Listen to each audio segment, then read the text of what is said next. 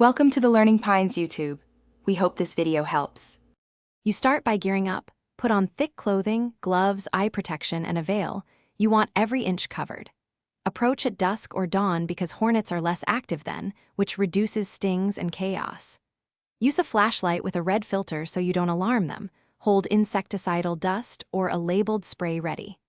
Once positioned, confirm your escape route and ensure pets and people are cleared from the area before you engage the nest. You apply the treatment directly to the nest entrance without tearing it open. This keeps hornets contained and maximizes product contact with the colony. Use a long applicator so you can stand 6 to 10 feet away. Distance reduces risk. After application, step back to a safe vantage point and monitor for at least 24 to 48 hours. You're looking for greatly reduced flight activity and no hornets entering or exiting.